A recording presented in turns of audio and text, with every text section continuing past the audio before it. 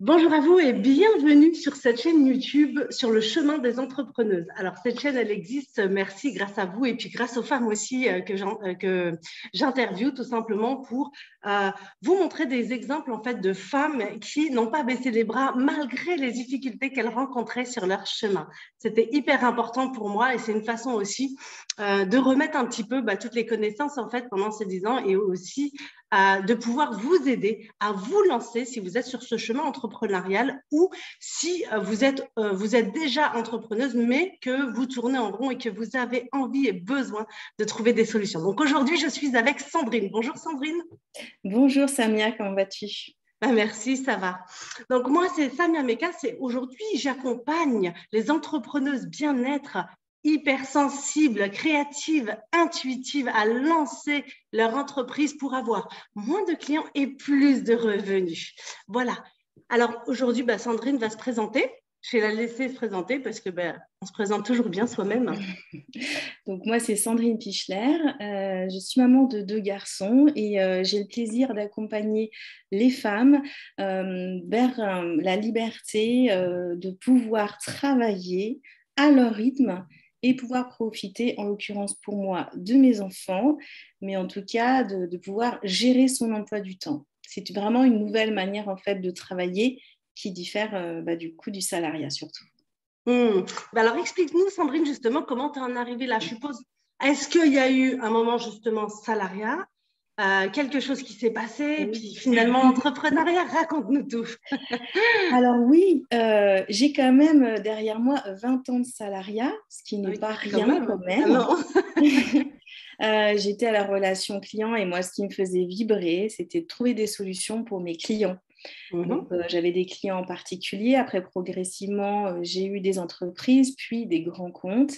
Et ce que j'aimais vraiment, c'était de pouvoir trouver des solutions, souvent à des gestionnaires de flotte de mobile, qui avaient vraiment un très, très gros souci et qui m'appelaient au secours.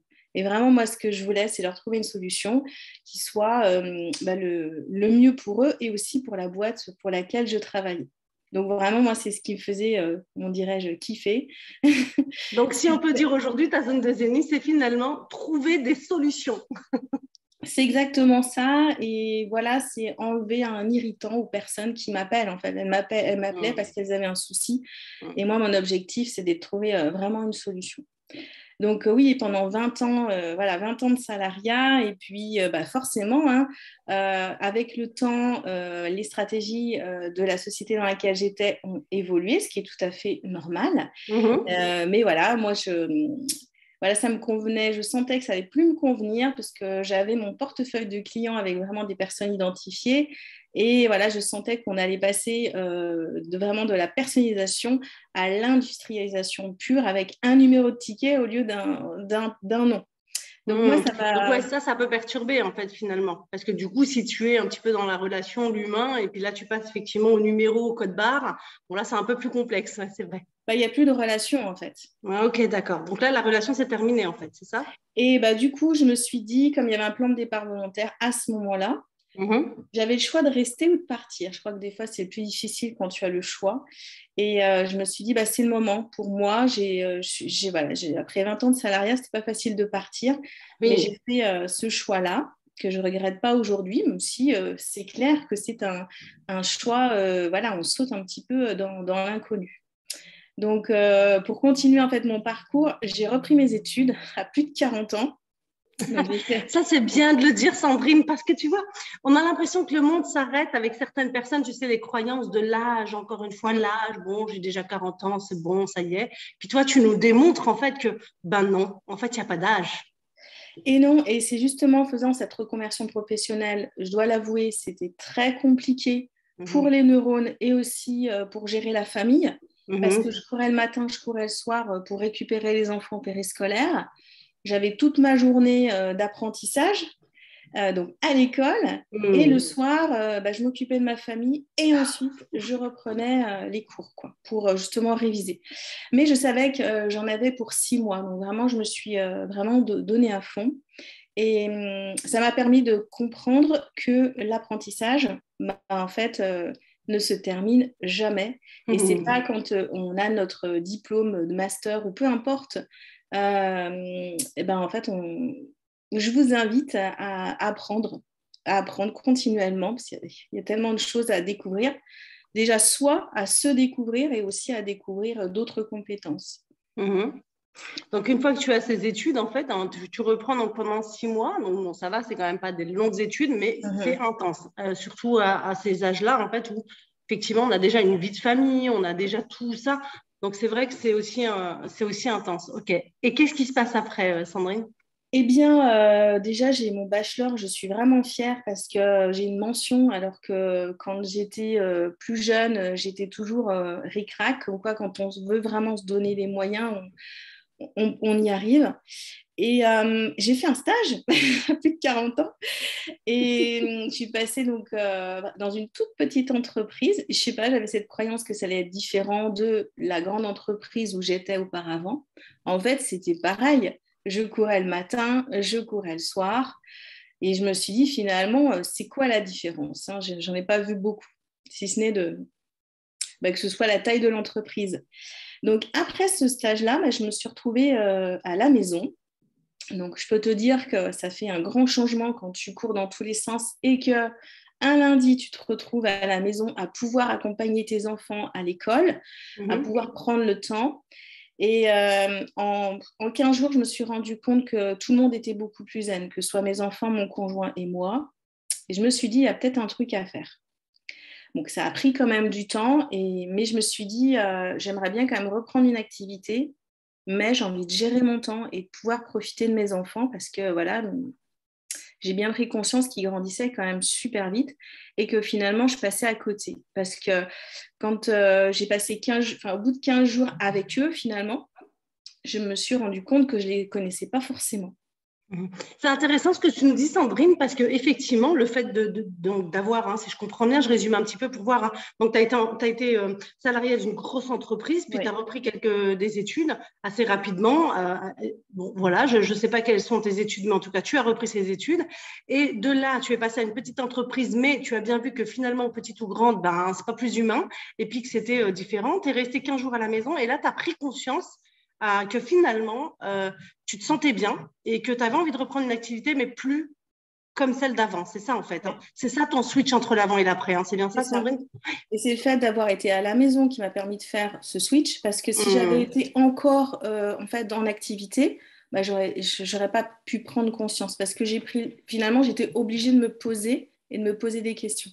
Et c'est ça, en fait. Tu veux dire qu'il y a un moment donné où la vie s'est arrêtée, entre guillemets, la vie normale, entre guillemets, s'est arrêtée, le travail, machin, les enfants, les amis, le patati. Et puis là, à ce moment-là, c'est OK, je souffle, mes enfants sont à l'école, mon mari peut-être qui travaille aussi. Et donc, du coup, là, ben, moi, je suis là, je suis bien. Et du coup, c'est, ben, qu'est-ce que je peux faire, en fait, de différent aujourd'hui, c'est ça? C'est exactement ça. OK.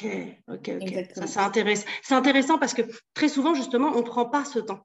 Puisqu'on est toujours la tête dans le guidon, on n'a pas ce temps de recul, on ne peut pas, on n'a pas forcément les moyens financiers, même les moyens dans la tête, hein, parce que très souvent, nos moyens ne sont pas financiers en réalité. Ça, c'est l'histoire qu'on se raconte. Mais en réalité, c'est la peur de la peur et ce n'est pas réellement la peur en elle-même. Oui, et puis c'est aussi quand tu cours le matin, tu cours le soir, en fait, ton cerveau, il s'arrête quasiment jamais.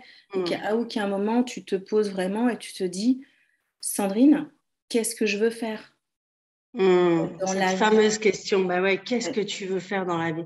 Moi, alors, c'est marrant que tu dis ça parce que ce week-end, j'étais avec des amis et c'est pareil, donc 35 ans, reconversion professionnelle et le coach lui dit, mais qu'est-ce que toi tu veux faire? Et, il est resté vraiment, parce que c'est pas une question habituelle. Qu'est-ce que tu veux faire? C'est pas la question habituelle. Donc, c'est bien que tu nous dises ça comme ça, Sandrine, parce que ça nous permet nous aussi de nous reposer des questions, en fait. Et oui, donc moi, c'est ça le premier déclic. Et puis le deuxième déclic, c'est aussi que je me suis dit, j'ai essayé plusieurs choses en fait, hein, et je vous invite d'ailleurs à tester échouer, plutôt apprendre et voir en fait ce qui vous correspond le mieux. Moi, c'est ce que j'ai fait. J'ai testé plusieurs choses. Alors, Et juste Sandrine, quand tu dis que tu as testé plusieurs choses, qu'est-ce que ça veut dire? Est-ce que tu veux dire que tu as testé des entreprises? Est-ce que tu as testé des métiers? Qu'est-ce que tu as testé, voilà, Sandrine? j'ai testé des modèles économiques, D'accord, ok. j'ai testé des entreprises. Et voilà, à un moment donné, je me suis dit, bah, je ne me sens pas alignée. Donc, bah, du coup, je me suis écoutée, ce que je ne faisais pas du tout avant. Et je me suis dit, bah, finalement, je ne me sens pas alignée. Il y avait des choses que tu découvres hein, au fil Bien sûr. quand tu pratiques. Et à ce moment-là, donc, bah, je n'ai pas hésité, alors que j'ai 20 ans de salariat, je n'ai pas hésité à me dire, bon, bah, je ne me sens pas complètement alignée, je regarde autre chose, en fait. Ok. Et donc là, doucement, doucement, en fait, justement, en essayant, en pratiquant, en étant expérimentatrice un petit peu hein, de ce qu'on pouvait trouver, à ce moment-là, hop, t'accroches pour quelque chose. Exactement. Et pourquoi j'accroche? Parce qu'en fait, j'ai eu un autre déclic en 2010. En 2010, bah, je fais mon dernier défrisage. Je pense que tu remarques effectivement que je n'en fais plus. Je vais donc chez un coiffeur, je demande donc moi un défrisage. On me dit que le défrisage est naturel. Déjà, avec du recul, tu te dis c'est quand même étrange. Mais je fais confiance et je sors de ce coiffeur et je sens que ça va pas en fait. Au bout de quelques jours, je commence à perdre énormément de cheveux. Je perds beaucoup de cheveux et là, déclic. Je me dis, c'est la dernière fois que je fais un défrisage. C'est la dernière fois que je fais une coloration en fait chimique. Et à partir d'aujourd'hui, je prends soin de mes cheveux et là, je passe des heures et des heures sur Internet, sur les blogs, hein, parce qu'il n'y avait pas tous les réseaux comme aujourd'hui. Et je fais mes petites popotes de poudre ayurvédique, d'huile essentielle pour bah, faire en sorte que mes cheveux arrêtent de tomber, repoussent et soient beaucoup plus sains. Donc ça a été un premier déclic. Et donc, Alors, juste, je t'arrête un petit peu, Sandrine, mais c'est quand même extraordinaire d'entendre ça, j'ai envie de te dire, parce que très souvent, on prend des consciences bah, parce qu'il nous est arrivé des choses, et toi, ça a été tes cheveux, bien sûr que c'est problématique, hein, je veux dire, on n'a pas tous envie de voir nos cheveux tomber, mais c'est marrant parce que tu prends conscience de quelque chose qui est hyper important à ce moment-là, si je ne me trompe pas. bah, c'est hyper important parce que même au-delà du, on va dire, je fais le défrisage parce que j'ai l'image, la croyance que je vais être plus jolie. Il y a aussi Ouais. beaucoup de choses. Et je m'inflige finalement des produits toxiques, en fait. Il y a vraiment toute une réflexion et il y a beaucoup de femmes après, aujourd'hui, encore aujourd'hui, qui s'infligent ça. Alors qu'il y a quand même des produits toxiques. Et voilà, moi j'en ai pris conscience à ce moment-là. Après, chacun fait comme il veut. Hein. Mais en tout Oui, cas, bien moi j'ai sûr. vraiment pris conscience de ça. Et voilà, donc ça a été un déclic. Donc progressivement, voilà, j'ai pris conscience des produits qui pouvaient être toxiques pour la santé. Et puis j'ai commencé à prendre conscience qu'il y avait des sociétés qui surfaient un petit peu sur le naturel, mais qui en fait c'était que du marketing. Oui. Ça s'appelle du greenwashing. Donc il y en a eu Bien sûr. beaucoup. Et Oui, c'est il y en a beaucoup aujourd'hui d'ailleurs, hein, même dans les boutiques qu'on peut rencontrer, on te dit c'est nature, c'est complètement faux. Donc là, j'ai commencé à apprendre ce que c'est la liste des ingrédients, c'est-à-dire la liste Inky, et plus me fier au packaging. Et puis Mhm. voilà, donc au fil de l'eau, ça a été bah, les soins pour le corps, après le visage, etc. Et voilà, en 2020, bah, j'ai rencontré un fournisseur qui correspond vraiment en tout point à ma philosophie en fait de vie, d'un point de vue composition, d'un point de vue éco-responsabilité et aussi point de vue respect de l'humain, des Mhm. employés et des Mhm. fournisseurs. C'est Ça- tout c'est- un côté, tu vois, 360, un côté Ouais. artistique en fait. Je comprends tout à fait. Et du coup, je te remercie de partager ça parce que c'est très important. C'est vraiment un côté aussi qu'on oublie très souvent, c'est-à-dire qu'on se dit entrepreneuriat, c'est foncer tête baissée encore une fois, c'est prendre des risques, mais c'est aussi ce côté justement où on peut être beaucoup plus humain, beaucoup plus naturel, beaucoup plus ouvert à d'autres pratiques, d'autres choses en tout cas, qui peuvent vraiment nous amener un bien-être. Sandrine, quand tu nous expliques un peu ce qui t'est arrivé, on se dit, bon, ça va, c'est une suite logique et tout. Est-ce que tu peux nous parler quand même des peurs que tu as dû surmonter, dépasser peut-être, parce que quand on passe du salariat, on a une sécurité financière. Bon, là, j'entends quand même que tu étais accompagné avec un homme, donc du coup, c'était plus simple parce qu'il y a quelqu'un qui est au moins stabilisé.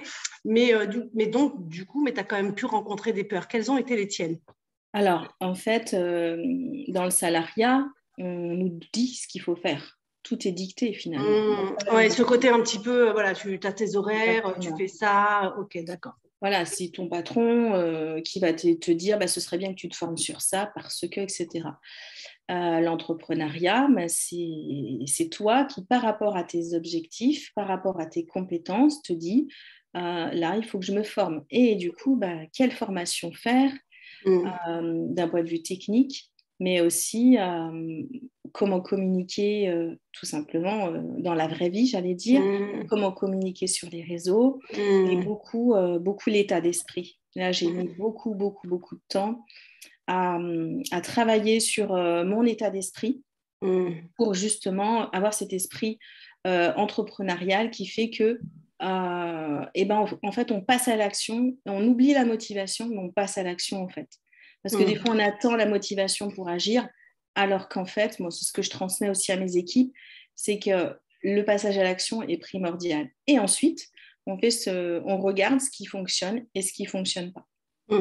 Tu veux dire qu'en fait, c'est le contraire du salariat, c'est-à-dire le salariat, on donne un chemin tracé, hein, donc on sait, alors que l'entrepreneuriat, on teste d'abord, on passe à l'échec, et c'est grâce à cet échec qu'on appelle échec, hein. D'ailleurs, c'est Ouais. horrible, mais que nous, on appelle peut-être plus expérience. Et Mhm. donc, du coup, grâce à cette expérience, on peut créer justement un bilan, et de ce bilan, on peut justement grandir. C'est ça que tu nous dis, en fait, hein. Exactement. Et c'est ce mindset-là, en fait, que tu as changé, c'est-à-dire Ah, c'était switcher un très, petit peu ce ouais, mindset, c'était ouais. vraiment très compliqué de changer Ouais, l'état d'esprit parce que moi, j'avais cette culture qu'il ne fallait pas échouer, en fait. ouais, Donc, ok. c'est très long à switcher et à comprendre que l'échec, c'est un apprentissage. Et plutôt que de se dire, Mhm. ah mince, j'ai raté, bah, de se dire, OK, comment est-ce que je peux en fait faire mieux la prochaine fois? Qu'est-ce que je peux apprendre en fait justement de ce résultat qui ne me convient pas, etc. Et Mhm. c'est comme ça qu'on avance en fait et qu'on Mhm. progresse dans son travail et aussi, aussi comme on change son état d'esprit. Mm. Mhm. Donc pour toi, le mindset, c'est important. Et c'est bien de le dire parce qu'il y a aussi ça, c'est-à-dire qu'une entrepreneuse, très souvent, quand elle se lance ou quand elle est en train de stagner, il y a ce mindset qu'on a besoin de switcher. Et donc, à chaque instant, en fait, le mindset, il passe à une étape, j'ai envie de dire, ouais, différente, comme si c'était un escalier et que bah, là, OK. Et des fois, quand on passe pas à des niveaux différents, alors j'aime pas trop le mot supérieur, inférieur, tout ça, j'aime bien employer les mots différents, mais quand on doit passer à un step différent, il y a aussi ce côté mindset. C'est comment switcher, finalement, Mhm. c'est ça, ce côté mindset, et ensuite passer à l'action à travers celui-là. C'est ça? Exactement. Et les habitudes sont très importantes. Hum. C'est Il y se a, dire, voilà. il y a, comment on appelle ça, là, je ne sais plus comment on appelle ça, j'appellerais ça un mantra, d'accord? Donc, il y a un mantra qui dit comme ça, quand tu crées des habitudes, ensuite tu crées une attitude, ça devient une attitude devient ta personnalité. C'est de ça que tu nous C'est ça, parles? Ok. exactement. Hum. En fait, tu as une stratégie, voire plusieurs stratégies. Mhm. Moi, j'invite les personnes à les tester au moins pendant 90 jours, enfin, en tout cas par rapport à mon activité, même si Mhm. je transmets en fait à mes équipes celles que j'applique, comme ça leur permet de gagner du temps. Et c'est surtout de se dire, de créer une habitude, comme le fait de se lever le matin, comme le fait Mhm. de se laver les dents. Tu ne Mhm. réfléchis pas, c'est vraiment, tu le fais en fait. Et à un moment Mhm. donné, au départ, tu vas te forcer, et puis progressivement, ça va devenir juste évident de le faire. Hmm. Ouais, c'est comme, tu sais, au départ, tu as cette petite dualité ou cette voix, hein, peu importe comment on l'appelle, et on te dit non, mais ça sert à rien, c'est nul, ça marche pas. Et puis Mhm. finalement, à dépasser ça, bah, tu dis, bah non, en fait, c'est super, c'est super, c'est ça, hein. Exactement. Mm. Merci de nous partager ça. Sandrine, si aujourd'hui, est-ce que tu veux partager un conseil hyper important, en fait, un conseil que tu aimerais donner à une entrepreneuse qui se lance aujourd'hui, peu importe dans l'entreprise, mais en tout cas une entrepreneuse qui se lance, qui a son compte, qu'est-ce que tu peux lui donner comme conseil? Alors, le conseil que je vais donner, que j'aurais aimé avoir, Hmm. c'est que tout part de soi. Alors, qu'est-ce que ça veut dire? Ça veut dire qu'en fait, nos pensées, en fait, comme notre cerveau ne sait pas la différence entre la réalité et ce que tu penses, mais en fait, tes pensées vont créer, en fait, ta réalité, vont créer ton futur. Hmm. Par conséquent, moi, j'avais vraiment du mal à l'entendre au départ, mais vraiment, quand tu as des pensées où tu te dis je suis nul, ça c'est juste un exemple, hein, je ne le pense pas. Quand tu te dis ces pensées-là, tu te pourris de l'intérieur et en fait, au fil de l'eau, tu vas y croire. Donc vraiment, je t'invite à faire. Moi, je fais beaucoup de visualisation avec des musiques particulières pour élever en fait voilà, ma vibration. Mhm. Et ressentir des émotions positives. Et après, les émotions font que les pensées vont devenir beaucoup plus sereines. Et le passage à l'action, du coup, se fait mieux. Et les personnes, quel que soit en fait votre métier en tant qu'entrepreneur, les personnes viendront vers vous pour ce que vous êtes, pour ce que vous dégagez en fait. Vous imaginez rentrer par exemple dans une boutique. Vous avez 2 vendeuses. Vous en avez une qui fait la tête et vous en avez une qui sourit, qui est accueillante. Vous allez vers qui? Celle qui fait la tête. Voilà. Donc, ouais, on a bien compris qu'en fait, c'était bien ça. Les pensées créent la réalité. Ça, c'est important.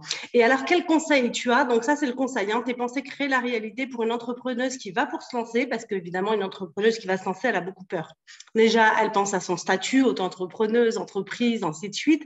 Ensuite, c'est la deuxième chose. Est-ce qu'elle va réussir? Est-ce qu'elle va être à la hauteur? Est-ce qu'elle se sent légitime?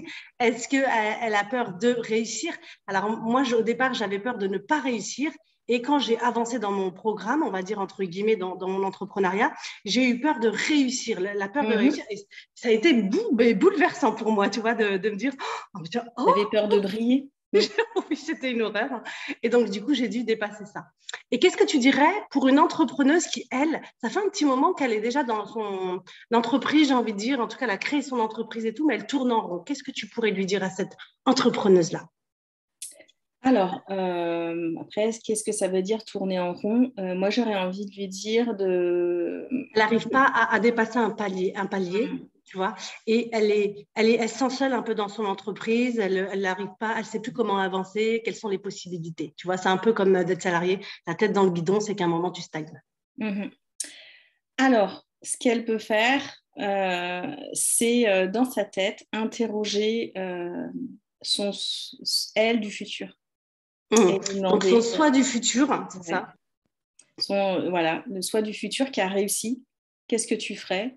Ou alors des personnes qui sont inspirantes, s'imaginer, lui poser des questions en fait. Mmh. Donc, en fait, de se dire qu'on a un mentor, et là, en visualisation, comme tu le dis si bien, en visualisation, méditation, là, Ouais. tu vas donc poser cette question tranquillement pendant ce moment d'introspection. Exactement. Pourquoi? Parce qu'en fait, quand vous posez la question à quelqu'un d'autre, même mentalement, vous vous détachez. Il y a un Mmh. côté émotionnel qui part. Et par conséquent, vous allez répondre beaucoup plus sereinement et ça va être beaucoup plus clair. Mmh. Ok, merci beaucoup Sandrine. Donc vous avez entendu les filles, pour celles qui commencent, vos pensées créent la réalité. Donc si vous pensez que vous n'allez pas y arriver, vous êtes sûr de gagner le gros lot, vous n'allez pas y arriver. Donc mais si vous êtes sûr d'y arriver, vous avez gagné le gros lot et vous allez y arriver parce que la vie, l'univers, il sera jamais contre vous, mais toujours avec vous. Donc si vous dites ça, ça se produira. Et pour celles qui sont déjà la tête sous l'eau, j'ai envie de dire, posez-vous la question effectivement du futur avec une visualisation. Donc c'est vraiment génial. Merci beaucoup Sandrine. Donc toi aujourd'hui, tu accompagnes les femmes et les hommes, hein, si je ne me trompe pas. Oui, tout en sachant que c'est plutôt les femmes qui viennent vers moi que les hommes. Ok. Donc tu accompagnes les femmes finalement à vivre de leur passion, j'ai envie de dire, entre guillemets, hein, c'est bien ça, d'avoir les horaires qu'elles désirent et Mhm. le revenu. Parce que la différence ici du salariat, c'est que le salariat, à un moment donné, on est limité sur son salaire, hein, puisque ce n'est pas nous qui le créons. Ouais, Mais par contre, l'entrepreneuriat, ça va être le revenu que nous, on va créer en fonction de qui on est, de ce exactement. qu'on fait. C'est bien ça, hein, Sandrine? C'est vraiment créer le revenu sur mesure par rapport à ton investissement Mmh, mmh, personnel, en fait. mmh.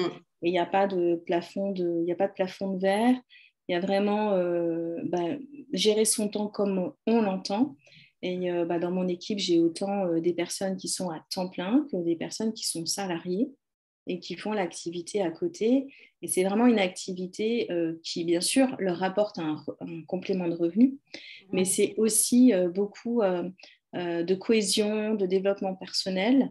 Parce que ça, en fait, on ne l'apprend pas en fait, à l'école. On ne l'apprend pas non plus quand on est salarié. on apprend en fait, moi j'apprends en fait aux personnes à être elles-mêmes en fait, ou à se trouver finalement. Et quand on se révèle, après, c'est beaucoup plus simple en fait. On parle avec le cœur et ce que je voudrais rajouter, c'est que souvent les personnes entrepreneurs ont peur de vendre parce qu'il y a cette croyance que vendre, c'est pas bien en fait. Ça vient encore des croyances de l'enfance. Moi, ce que j'ai envie de dire, c'est que quand vous proposez un service, c'est pour aider la personne en fait. Vous allez l'aider parce qu'elle a un problème qui est hyper irritant pour elle et vous avez une solution. Donc, c'est vraiment comme ça qu'il faut le voir. Super, merci beaucoup Sandrine. Est-ce que, alors je demande à toutes les femmes que j'interviewe un livre. Pourquoi? Parce que la lecture, encore une fois, pour moi, ça a été une porte, mais ouverte au monde et que ça m'a appris énormément de choses. C'est-à-dire que j'avais développé certaines choses que je ne connaissais pas. Et grâce au livre, en fait, je me suis dit, waouh, je suis pas seule et c'est possible. Donc, pour moi, c'est juste une grande fenêtre. Le fait d'avoir des femmes comme vous qui avaient entrepris, qui réussissaient en tout cas à votre entreprise, il faut savoir que la réussite, évidemment, se définit pour chacun pour soi, d'accord? Oui. Ce n'est pas, la réussite, c'est pas d'avoir 10 000 euros, 100 000 euros par mois. Non, la réussite, c'est comme on le veut. Et le reste, on s'en fout, c'est une définition personnelle. Donc, du coup, est-ce que tu peux nous proposer ton livre, Sandrine? Oui, bien sûr. Alors, moi, c'est un livre qui n'est pas forcément très connu. Bon, je vous le montre. Il est très difficile aujourd'hui à trouver. Moi, je l'ai acheté d'occasion. C'est La face cachée de vous-même de José Silva. Alors, il faut être assez ouvert d'esprit. Je pense que vous avez compris que avec moi, effectivement, il y a cet esprit justement de visualiser. Il y a des méthodologies pour passer en fait, renforcer son intuition naturelle, activer son mental et chasser les pensées, les attitudes négatives. Donc vraiment, c'est pour moi une pépite et c'est une méthode en fait, c'est pas un roman. C'est vraiment une méthode qui, jour après jour, vous donne des exercices à faire pour justement passer en mode alpha, pour ceux qui connaissent, et justement reprogrammer son cerveau.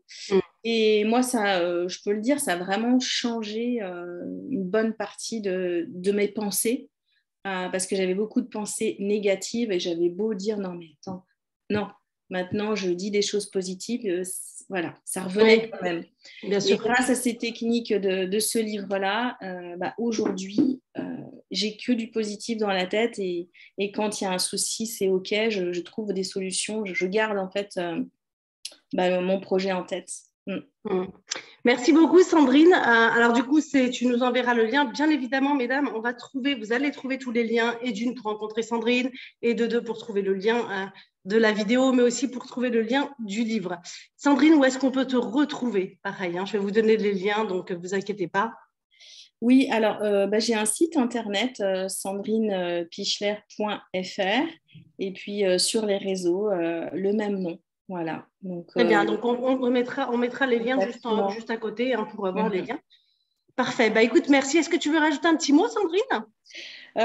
Juste si effectivement vous souhaitez avoir plus d'informations sur tout ce qui est visualisation, même si ce n'est pas mon cœur de métier, tout ce qui est développement, n'hésitez pas à m'envoyer un petit message et je vous guiderai pour vous transmettre encore plus d'informations et je vous parlerai peut-être un petit peu plus longtemps de mon expérience et de ce que ça a pu m'apporter. Merci beaucoup, Sandrine. Alors, pour ma part, vous pouvez me retrouver aussi sur les réseaux, évidemment, avec cette chaîne YouTube. Et pour moi, pour toutes celles qui ont décidé de se lancer au mois de septembre, j'ouvre une cohorte pour des femmes, évidemment, qui veulent se lancer, avoir des fondations béton et solides pour pouvoir justement grandir et avoir une entreprise sereine et pérenne, parce que ça, c'est très important. Voilà. Alors, on vous dit à bientôt, à la prochaine interview. Salut, Sandrine. Au revoir.